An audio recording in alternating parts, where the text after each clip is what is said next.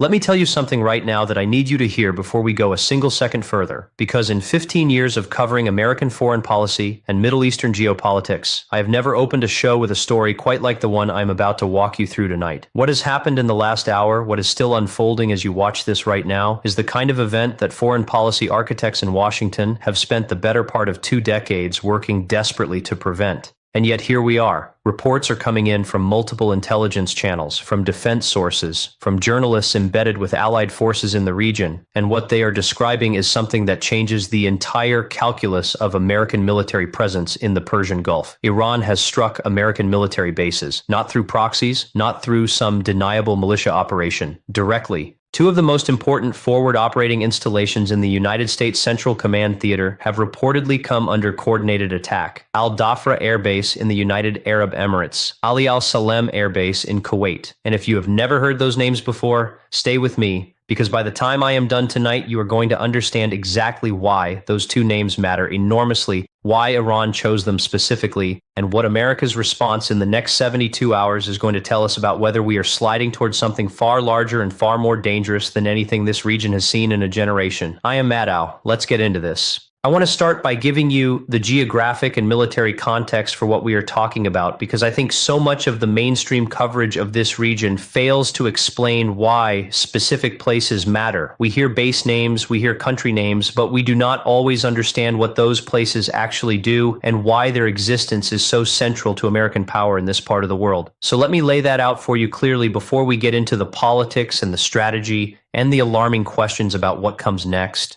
Dhafra Airbase is located in Abu Dhabi, the capital emirate of the United Arab Emirates, roughly 20 miles southeast of the city itself. Now, when I say this is an important base, I want you to understand the full weight of that word important. Dhafra is not just a place where American troops eat in a cafeteria and sleep in barracks. Dhafra is the centerpiece of American aerial intelligence gathering across the entire Middle East and into Central Asia. This is where the United States operates the U-2 high-altitude reconnaissance aircraft. This is where Global Hawk unmanned surveillance drones are based, aircraft that can loiter at extraordinary altitude for 30-plus hours and photograph or monitor virtually everything happening on the ground across hundreds of miles. This is where F-22 Raptor fighter detachments are stationed. This is where refueling tankers are based that extend the combat radius of American fighters across the entire theater. If you want a single physical location that represents the eyes, the ears, and a significant portion of the reach of American air power in the Middle East, Dhafra is that location. Striking Dhafra is not a symbolic gesture. Striking Dhafra is an attempt to degrade the actual operational capability of the United States military to see, to know, and to respond in this region. Ali Al Salem Airbase in Kuwait tells a different but equally consequential story. Kuwait sits at the very top of the Persian Gulf, squeezed between Saudi Arabia and Iraq, which means it shares a border with a country where Iranian-backed militia forces have been operating with increasing freedom and confidence for years. Ali Al Salem has historically been one of the primary logistics and air support hubs for American operations in the Upper Gulf region. It is a staging base. It is a launching pad. In any scenario where the United States needs to project military power northward toward Iran or into Iraq to respond to a threat, Ali Al Salem is one of the first places that gets activated. It is the hand that reaches into the fight. So when you look at these 2 targets together, Dhafra and Ali Al Salem, what you see is a targeting logic that is genuinely strategic rather than merely provocative. Iran, if these reports hold, did not throw rocks at random American installations. Iran struck the eye and the arm of the American military presence in the Gulf, the intelligence architecture, and the forward staging capability. That is a coordinated strategic message, and understanding it as such is essential to understanding everything that follows. Now, I have to be honest with you about the information environment we are operating in right now, because I think intellectual honesty demands it. In situations like this one, in the immediate aftermath of a reported military strike, information is simultaneously urgent and unreliable.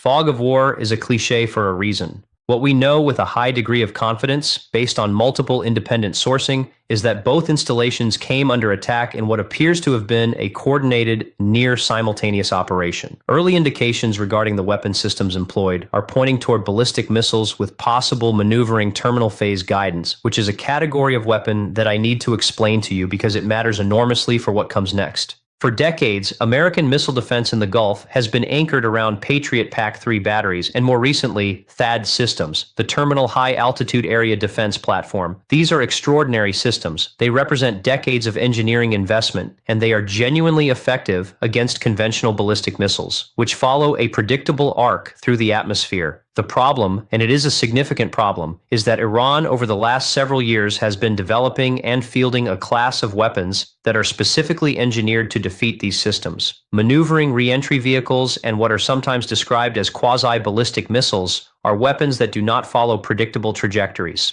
They can alter their flight path during the terminal phase of flight, the final seconds before impact, which means interceptor systems that are optimized to predict where a projectile is going based on its initial trajectory suddenly have a much harder problem to solve. If Iran employed these kinds of munitions in tonight's strikes, and early technical indicators appear to suggest that is possible, then we are looking at a potential inflection point in the Gulf's military balance. The buffer that American technology has provided for decades may be narrowing, and every defense planner in the Pentagon is going to be wrestling with the implications of that tonight. But here's the question I keep coming back to, and it is the question that I think cuts deepest through all of the tactical details. Why now? What happened? What changed? What calculations shifted inside the Iranian government to move from the steady state of gray zone harassment, proxy operations, Houthi attacks on shipping, militia rocket fire against American bases in Iraq, all of that low-grade sustained pressure that Iran has maintained for years, to a direct, unambiguous, fingerprinted kinetic strike against American military infrastructure? Because what Iran did tonight, if the reports are confirmed, removes the one thing that has given Tehran strategic flexibility for years: deniability. When Iran works through Hezbollah, through Iraqi militia groups, through the Houthis in Yemen, it can always shrug and say, those are independent actors. Iran has never been credibly able to maintain that position in any serious analytical forum, but the political fiction of deniability has allowed Iran to apply pressure while managing escalation risk. Tonight, if these reports hold, that fiction is gone. Iran has apparently decided it does not need it anymore. And that decision tells you something very important about what Iranian leadership thinks is coming. My analysis of why Iran made this move tonight comes down to three converging pressures, and I want to walk through each of them carefully because understanding them is the only way to understand what the appropriate American response looks like. The first pressure is the nuclear file. The Joint Comprehensive Plan of Action, the JCPOA, has been effectively dead for years at this point, killed by the withdrawal in 2018 and never credibly revived despite multiple rounds of indirect negotiations. Since then, Iran has systematically and very deliberately stripped away the enrichment limits, the stockpile limits, and the inspection access commitments that the deal required. The IAEA, the International Atomic Energy Agency, has been issuing increasingly alarmed reports about Iran's enrichment levels and about Tehran's lack of transparency with inspectors. Most recently, credible intelligence assessments have reportedly placed Iran within weeks of having sufficient fissile material for a nuclear device, not a deployable weapon, but the fissile material that is the critical first step. When a state concludes that the diplomacy has definitively failed and that a military strike on its nuclear program is coming, it faces a choice: absorb the strike or preempt it. Iran tonight may have chosen to preempt it. The second pressure is what I would call the architecture of encirclement. Iran looks around its neighborhood and sees something that looks, from Tehran's perspective, very much like a coordinated effort to box it in strategically. The Abraham Accords, whatever you think of their broader implications for the Palestinian question, represented the formalization of a Gulf Arab-Israeli security alignment that is explicitly structured around the shared threat of Iranian power. UAE, Bahrain, Morocco, Sudan, all normalizing with Israel. Saudi Arabia moving toward normalization in a framework that includes American security guarantees. Israeli intelligence and defense technology deepening their presence across Gulf states that are now formally or informally aligned with Washington. Iranian-aligned militias in Iraq and Syria facing sustained Israeli interdiction strikes. Hezbollah absorbing significant degradation of its long-range rocket arsenal. From Tehran's perspective, the ring is tightening, and a government that believes it is being strategically encircled with the purpose of regime change does not always respond by accepting its confinement. Sometimes it lashes out. The third pressure is purely domestic, and I think it is the one that Western analysts most consistently underestimate. Iran is not a monolithic government. It is a complex and sometimes violently contested political system, in which factions with very different strategic visions compete for power and for the attention and approval of a supreme leader who is elderly and whose succession nobody can discuss openly. The Islamic Revolutionary Guard Corps, the IRGC, has for years been the dominant institutional voice pushing for more aggressive, more confrontational, more directly kinetic responses to American and Israeli pressure. The IRGC has the missiles. The IRGC has the operational relationships with the proxy networks. The IRGC has been building toward this kind of capability for decades. Tonight may be the moment the IRGC's vision won the internal argument. And that matters for how you think about American response options, because when you are dealing with a government faction that has invested its institutional identity in confrontation, the calculus of deterrence is different than when you are dealing with a government that is looking for a face-saving exit. Let me turn now to the American response question, because that is where this story either stabilizes or spirals, and the decision points being navigated in Washington right now are genuinely agonizing. I want to be direct with you about something. There is no clean, cost-free response available to the United States in this situation. Every option on the table carries significant risks, and the people in the Situation Room tonight are not choosing between a good option and a bad option. They are choosing between different configurations of risk and consequence. A direct military retaliation against Iranian assets is the response that the laws of armed conflict and the traditions of deterrence most strongly suggest. You hit our bases, we hit yours. The principle of proportionality requires that the response be calibrated to the scale of the provocation, but the principle of deterrence requires that the response be significant enough to change the calculus of Iranian decision-makers about whether striking American bases again is worth the cost. The problem is escalation dynamics. Iran has already demonstrated tonight that it is willing to cross thresholds that military analysts considered extremely unlikely. If America retaliates militarily, and Iran's hardliners read that retaliation is confirmation that the existential confrontation they have been predicting has arrived, there is no guarantee the next Iranian response is proportional. There is a real pathway from a proportional American military retaliation to a broader regional war that would be devastating in ways that dwarf tonight's strikes. The Strait of Hormuz is the pressure point that sits underneath every decision being made in Washington tonight. Approximately 20% of global oil supply transits the Strait of Hormuz. Iran has repeatedly and credibly threatened to close it. The Iranian Navy and the IRGC's naval forces have the mines, the anti-ship missiles, the fast attack craft to make the strait genuinely dangerous to commercial shipping and potentially to close it for a period of days or weeks, even against American naval opposition. Oil at $200 a barrel, global supply chains in chaos, equity markets in freefall, inflation shocked back to peaks that took years to bring down. Those are the second and third order economic consequences of a Strait of Hormuz closure. And they land hardest not on the governments making these decisions, but on ordinary people in America and around the world who have no say in any of it. There is also a cyber and covert operations track that Washington is almost certainly discussing tonight. The United States has been here before with Iran. The Stuxnet operation, which destroyed nearly 1,000 Iranian uranium enrichment centrifuges through a software attack of stunning sophistication, remains one of the most effective covert operations in modern history. America has the capability to reach into Iranian infrastructure, Iranian power grids, Iranian financial systems, Iranian military command and control networks, and cause significant damage without firing a single missile. The advantage of that approach is de-escalatory. It imposes costs without creating the physical images of Iranian casualties and destroyed Iranian military assets that would demand a nationalist Iranian counter-response. The disadvantage is that in the domestic American political environment, after Iran has struck American military bases directly, a retaliation that is invisible may not be politically sustainable. There will be voices, loud and influential voices, calling for a response that is visible, that is unmistakable, that demonstrates American strength in terms that the American public can see and understand. I need to spend a moment on our allies and partners in this crisis, because they are in an almost impossibly difficult position tonight. The UAE and Kuwait are the countries where the bases that were struck are located. These are countries that have defense relationships with the United States, that have welcomed American military presence on their soil as a deterrent against exactly the kind of Iranian aggression that occurred tonight. But they are also countries that have to live next to Iran permanently. The United States can sustain a military confrontation with Iran from 10,000 miles away. The UAE has Iranian gas fields on one side and Iranian missiles on the other. Kuwait has Iraqi territory, much of it under significant Iranian influence, right on its northern border. The leaders in Abu Dhabi and Kuwait City are making urgent calls to Washington tonight, asking for both reassurance and restraint simultaneously. and that is a very hard combination to deliver.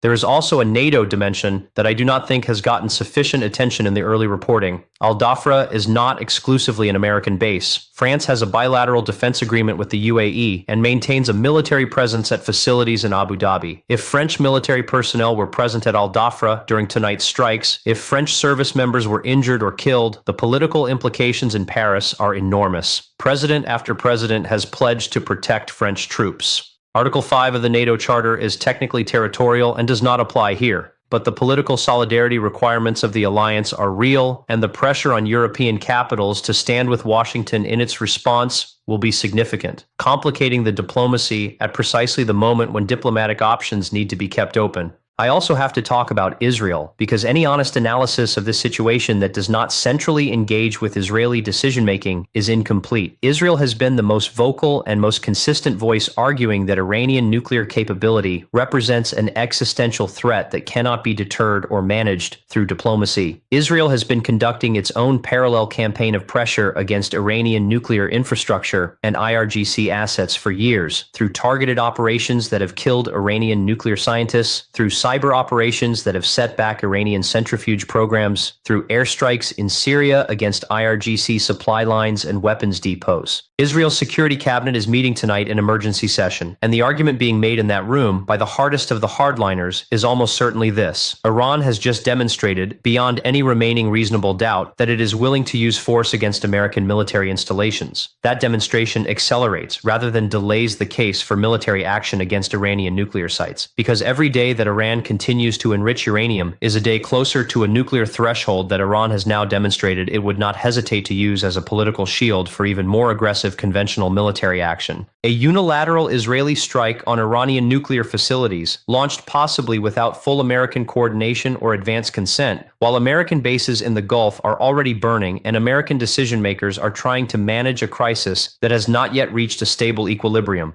That cascading scenario is what keeps serious national security thinkers up at night. The interaction effects between an ongoing American crisis response and a unilateral Israeli strike would be profoundly destabilizing and potentially impossible to manage toward a controlled outcome. Now let me zoom out to the truly global level for a moment, because the United States does not operate in isolation, and the responses of other major powers to tonight's events will shape the available American options in ways that cannot be ignored. Russia is engaged in its own military adventure in Europe and has spent the last several years systematically building its relationships with Iran, including weapons sales, military technology transfers, and deepening diplomatic coordination. Russia benefits from American attention and resources being consumed by a Gulf crisis. Moscow will not lift a finger to restrain Tehran tonight. If anything, Russian diplomatic posture will lean toward protecting Iran from the most severe international consequences of its actions, and that protection will be on display at the UN Security Council, where Russia holds a veto. China's position is more genuinely complicated, and I think it is worth watching very carefully. China has been constructing a Gulf strategy built around economic relationships with every significant player, including a trilateral normalization arrangement between Iran and Saudi Arabia that Beijing brokered publicly and with great fanfare. China imports significant volumes of Gulf oil and has powerful economic incentives to keep the Strait of Hormuz open and the region stable. But China also has a parallel interest in not being seen as the arm of American-led international order, restraining a country that Beijing regards as part of a coalition of resistance to Western hegemony. The Chinese Foreign Ministry statement in the next 12 to 24 hours will be calibrated with extraordinary care to balance these competing interests, and the specific language that Beijing uses, whether it calls for de-escalation and dialogue, or whether it deflects blame symmetrically or asymmetrically, will tell you a great deal about how much diplomatic bandwidth Washington has to work with. Before I close tonight, I want to say something that does not fit neatly into the geopolitical analysis, but that I think is the most important thing I can say. There are American men and women at Al Dhafra and Ali Al Salem right now. Some of them are 21 years old. Some of them have spouses who are watching news coverage on their phones at home and waiting. Some of them are mechanics and medics and intelligence analysts and security personnel who woke up this morning and did their jobs in what they understood to be a forward deployment to a region under tension, not a declared combat zone. They are in the middle of something that was decided by governments and by Revolutionary Guard commanders and by decades of accumulated strategic failure, and they did not get a vote on any of it. That human reality should anchor everything else we talk about tonight. The arguments about deterrence and proportionality and escalation dynamics are real and they are important, but the weight of this moment cannot be reduced to strategic analysis. What I want you to understand as we close tonight is that we are at a genuine inflection point. The events of the next 72 hours will determine whether what happened tonight becomes a contained crisis that gets managed through a combination of calibrated retaliation and urgent diplomacy, or whether it becomes the opening act of something far larger and far more destructive. The decisions are being made by human beings operating under pressure and with incomplete information and within political constraints that pull in multiple directions simultaneously. Those decisions will be consequential for years, possibly for decades. This is the kind of news moment that rewards close attention and rewards the willingness to sit with complexity rather than reaching for the simple answer. I am going to keep digging on this story, and I will be back with updates as the situation develops. If this analysis was valuable to you, please hit the like button, because it genuinely helps this channel reach the people who need to hear this kind of careful, in-depth breakdown. Subscribe if you want to be first in line when new reporting drops, because in a story moving this fast, you do not want to be catching up. And drop your thoughts in the comments, because your perspectives genuinely shape the way I think about these questions, and I read every single one. I am Maddow. Stay engaged, stay sharp, and I will see you in the next one.